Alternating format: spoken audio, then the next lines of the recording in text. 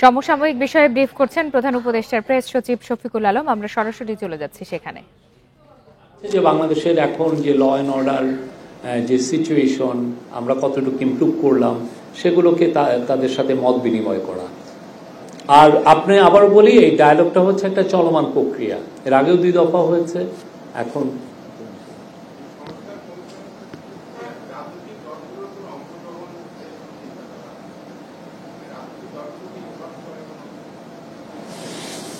এটা আপনি সংস্কার কমিশনের সাথে কথা বলে আমার মনে হয় না, বিকজ সংস্কার কমিশনের যে ফাইন্ডিংসটা, যে রিপোর্টগুলো, সেগুলো নিয়েই কিন্তু রাজনৈতিক দলগুলোর সাথে কথা হবে।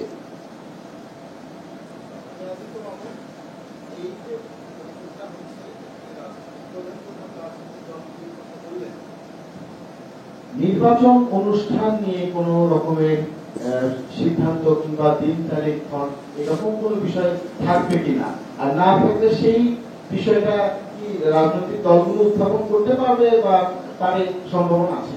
কি কি বিষয়ে আলাপ হবে আমি কিন্তু এটা 2 বার বলেছি,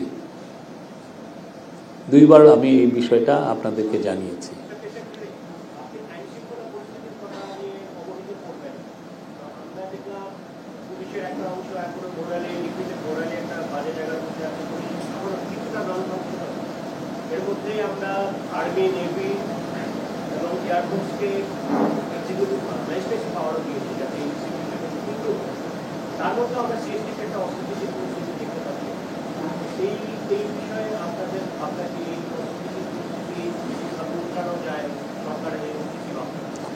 আমি মনে করি না সিএইচটিতে অস্থিতিশীল পরিস্থিতি।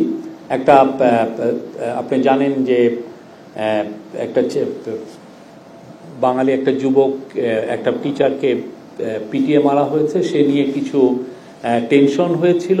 আমরা আজকে পরিস্থিতি অনেকটা বেটার।